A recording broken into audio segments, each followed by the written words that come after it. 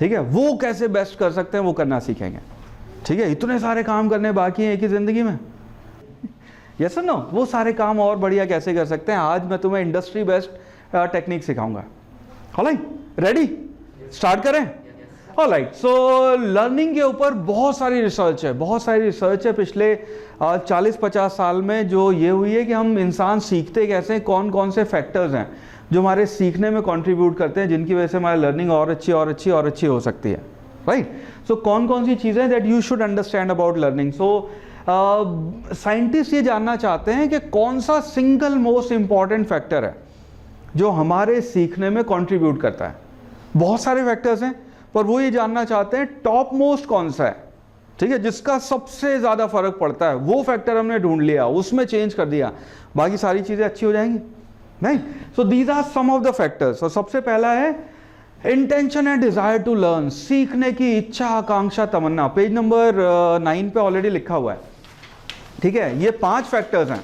तो सबसे पहला है सीखने की इच्छा, आकांक्षा, तमन्ना। राइट, क्या ये सबसे इंपॉर्टेंट फैक्टर है। हमारे टीचर्स भी, हमारे पेरेंट्स भी ना वो कहते हैं इसका तो मन ही नहीं करता पढ़ने का, नंबर कहाँ से आएंगे। जिसके अंदर आग लगी होगी ना वो तो सब कर लेगा। तो क्या ये सीखने की इच्छा, आकांक्षा, तमन्ना, ये होना सबसे इंपॉर्टेंट है। राइट, नेक्स्ट है paying close attention to material as you study. पढ़ते हुए तुम्हारा ध्यान उस पर्टिकुलर किताब को, कॉपी को देख भी रहे हो या नहीं, ठीक है, उस पर फोकस है भी या नहीं, क्या ये मोस्ट इंपॉर्टेंट है। राइट, वर्स्ट केस क्या हो सकता है, आधे घंटे से पढ़ रहे हो और किताब उल्टी पकड़ी हुई है, like that's the worst case scenario. आपको कहेगा कर क्या रहा तू आधे घंटे से, क्या कर क्या रहा हूं मैं आधे घंटे से, है ना, that's the worst case. Otherwise किताब यहाँ है, ख्यालों में गुम है। क्या ये मोस्ट इंपॉर्टेंट है। राइट, इंपॉर्टेंट है for sure. Learning in a way that matches your own personal learning style, अपने स्टाइल से सीखने दिया जाए किसी भी इंसान को, क्या ये सबसे इंपॉर्टेंट है। और अक्सर स्टूडेंट्स ये बात करते हैं कि सर आप ना मुझे बस बता दो करना है क्या है, आप टेंशन नहीं लो, मैं जाके खुद कर लूँगा।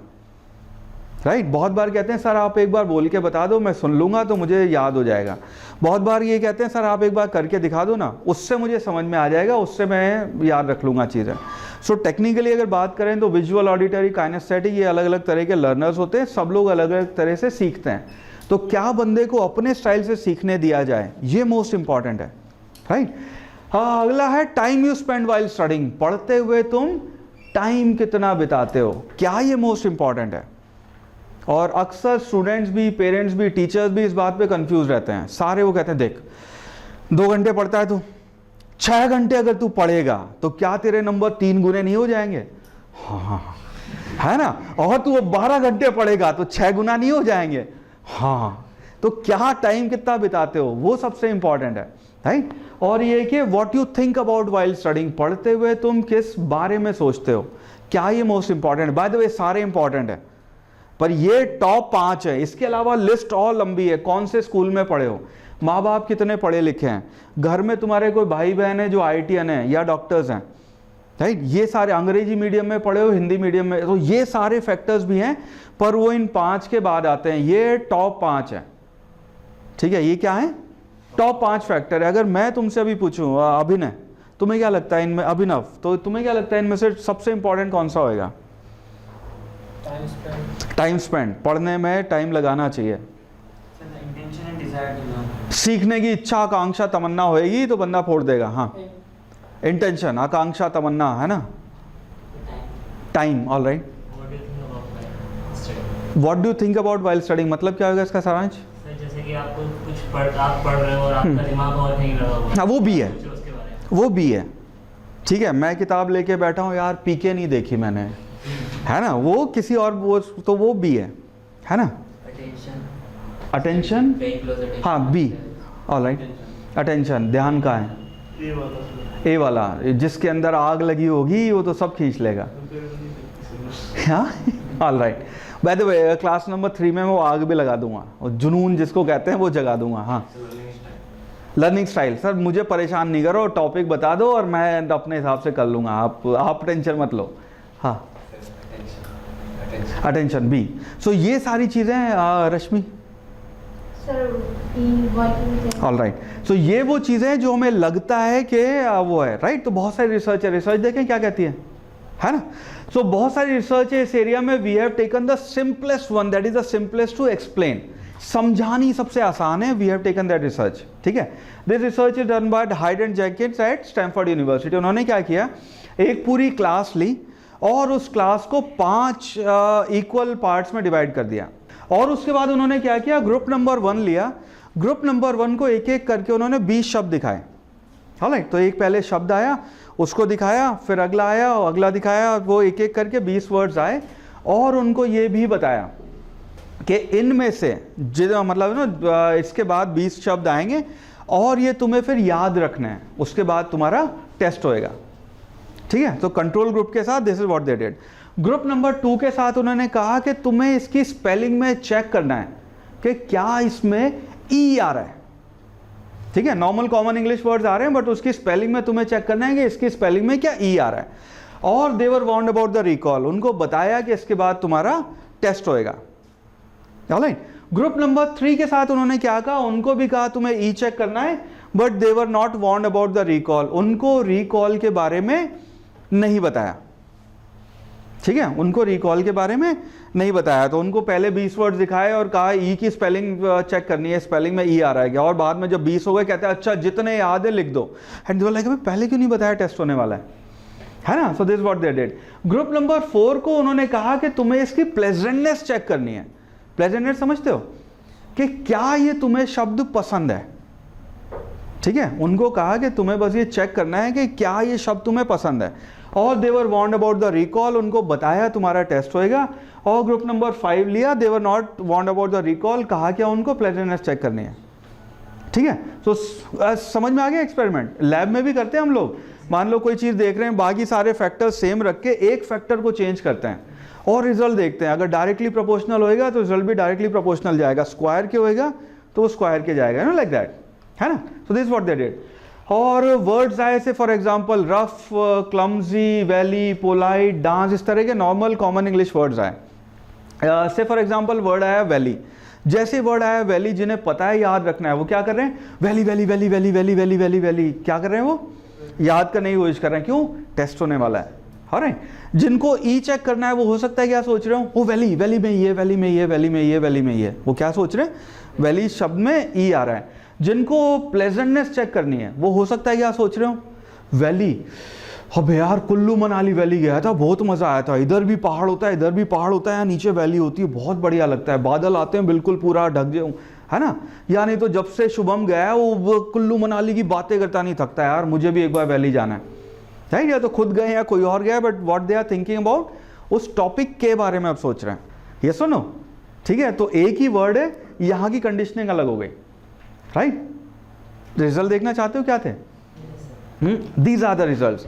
सो दे फाउंड आउट जो कंट्रोल ग्रुप है, they scored around 60% marks, 58 to be precise, ठीक है। उन्होंने कितने नंबर स्कोर किए, they scored around 58% marks. So this can be said इस एक्सपेरिमेंट में कि पूरे ग्रुप का, since it was a homogeneous group, 60% marks होते हैं, राइट। जो ई चेक कर रहे थे या फिर शैलो प्रोसेस कर रहे थे, दे स्कोर्ड अराउंड 40% मार्क्स, ठीक है। जो प्लेजेंटनेस चेक कर रहे थे, दे स्कोर्ड अराउंड 70% मार्क्स, राइट। तो जब हम शैलो प्रोसेसिंग करते हैं हमारे एवरेज से 20% मार्क्स नीचे गिर जाते हैं, और डीप और शैलो के बीच में 30% मार्क्स का फर्क है। 30% मार्क्स चाहिए, और किस किस को चाहिए, 30% और मार्क्स एक्स्ट्रा आ जाए, मजा आ जाएगा, है ना। आंसर क्या है, क्या करना है, डीप प्रोसेस करने की ज़रूरत है, right. Before I tell you वो डीप प्रोसेसिंग होता क्या है, ये सारे वो पढ़ते हैं, क्या क्या है ऑप्शंस, रश्मि नंबर 1 क्या है, हाँ क्या है पहला, नमन नहीं, पहला ऑप्शन क्या था, intention and desire to learn, सीखने की इच्छा, आकांक्षा, तमन्ना। अगर ये टॉप मोस्ट फैक्टर होता तो वो 3 ग्रुप जिन्हें पता है उनका टेस्ट होने वाला है, उनके सबसे ज्यादा आने चाहिए थे, है ना। ये सुनो, क्यों, पता है उनको टेस्ट होना है, और एटलीस्ट 5 को पता था, बट इन तीनों को तो वो था, फाइट मार रहे थे वो, है ना। 1 लाख से ज़्यादा स्टूडेंट हर साल इस शहर में आते हैं इसी इच्छा आकांक्षा तमन्ना के साथ। समझ गए हो? क्या तुम्हारा अगला टेस्ट होने वाला है? फोड़ने का मन नहीं है? फिर नंबर अलग क्यों आते हैं? तो it is important, don't get me wrong. जिस बंदे की इच्छा ही नहीं है डॉक्टर बनने की, जो इंजीनियर बनना ही नहीं चाहता, उसे जबरदस्ती कोई नहीं बना देगा। मैं अगर तुम्हें IIT मेंस का पेपर भी लाके दे दूंगे, बेटा ये रहा पेपर, ये आने वाला है, तुम क्या बोलोगे? सर सॉल्व भी कर दो ना। यस और नो, सॉल्व भी करके दो, है ना, आंसर भी बता दो क्या होंगे। तो इच्छा आकांक्षा तमन्ना इंपॉर्टेंट है, टॉप 5 में है for sure, but may be number 1 नहीं है ना, नंबर 1 नहीं है। और नंबर 2 क्या है? Alright, paying close attention to the material as you study. पांचों ग्रुप वैसे तो ध्यान से देख रहे थे, बट फॉर श्योर 3 ग्रुप बहुत ध्यान से देख रहे थे। कौन से वाले? जिनको पता था टेस्ट होना है, ठीक है, बट नंबर अलग अलग आए। तो may be it is not the top 5 में for sure, but single most important नहीं है। ऑलराइट, और क्या है अगला? लर्निंग इन में है ना, अपने स्टाइल से, सबको अपने अपने स्टाइल से। मैं तो काम क्या है, वर्ड्स दिखा रहा हूं, और शुभम बागी क्या कर रहे हैं, लोग अपने अपने स्टाइल से सीख रहे हैं। नंबरों का फर्क फिर भी है, ठीक है, टॉप 5 में sure, but single most important नहीं है ना। और Ayush, time you spend while studying, पढ़ते हुए तुम टाइम कितना लगाते हो, ठीक है, टाइम सबको बराबर दिया है, नंबरों का फर्क उनका वो कुछ और कारण है। वो क्या है नमन? 5वां क्या है? पढ़ते हुए तुम उस टॉपिक के बारे में क्या सोचते हो।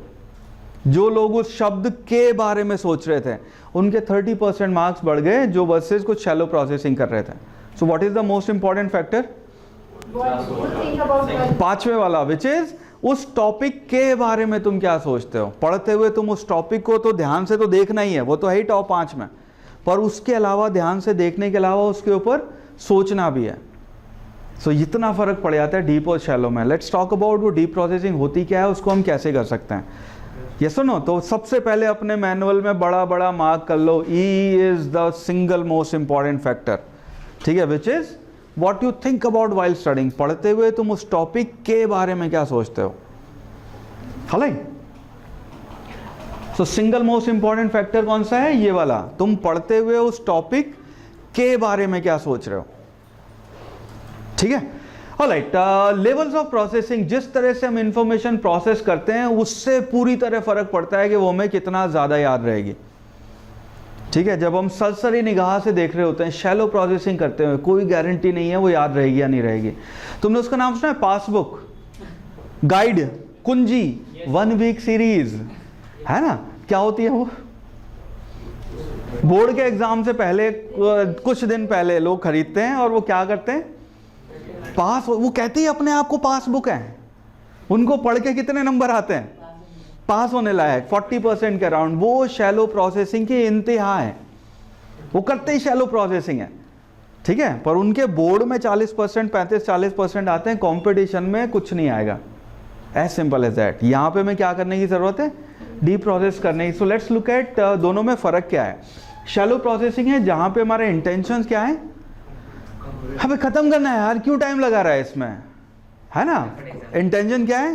टास्क को जल्दी जल्दी कर, अब रट लेना, यही फॉर्मूला है, बस यही आता है सवाल, और ये जाके चेप दियो वहाँ पे, और वो सवाल ऐसे घूमा और हम घूमे, ठीक है। वहाँ पे क्या है, वो मेमोराइजेशन है। Failure to distinguish principle from example.